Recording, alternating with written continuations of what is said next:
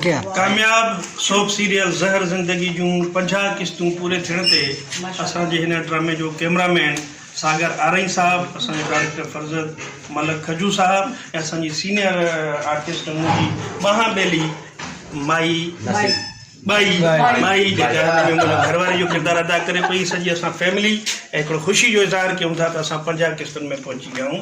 तव्हां सभिनी जी वॾी महिरबानी, हुन ख़ुशी में इहा मिठाई। हेलो जी जी मां या 50 न पुछो आ भाई अल्फा जानी का नंढो आ बराबर सही बात।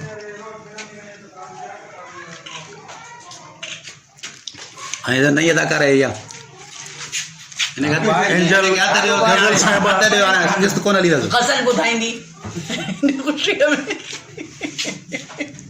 वठो बी होॾा हल अरे होॾे हल।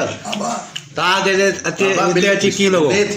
मिले हिते कमु कंदे तव्हांखे कीअं लॻो? मूंखे ॾाढो सुठो लॻे पियो ऐं मुंहिंजे लाइ दुआ कजो। मुंहिंजो बि फर्ज़ु भाई साहब आहे। अच्छे तो साईं अच्छे तव्हां अंदर ईंदो मां अचां हेॾे अचो। अंदर अचो बाबा। हे असांजो असिस्टेंट डायरेक्टर प्रिंस ऐं सिंधी में शहज़ादो लालो पिताफी। अस्सलाम वालेकुम।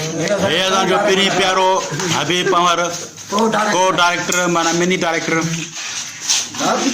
ऐं ज़हर ज़िंदगी जो हे बाबा मां बेली असांजो वकार भा ऐं हिन ड्रामे जो को डायरेक्टर आहे। अचो मेकअप आर्टिस्ट असांजो साथी काई साहब वो जो है हे असांजो माना काजी साहब बेहतरीन बचा जाए इंसान। हद बचा जाए काई साहब फोटो अचे अरे बाबा हे असांजो मेकअप हे असांजो मेकअप आर्टिस्ट शहज़ाद उर्फ लाली। ॾिसण में बि शहज़ादो आहे। हाँ सरसोई ऐं हे असां राशिद तुनियो सरसोई सर राशिद तुनियो। असिस्टेंट कैमरामैन हे बाबा असिस्टेंट कैमरा राशिद अली तुनियो साहब टिकटॉक स्टार आहे। फोटो त वठो न कंहिंजा फोटो निकिरी आहे बसि।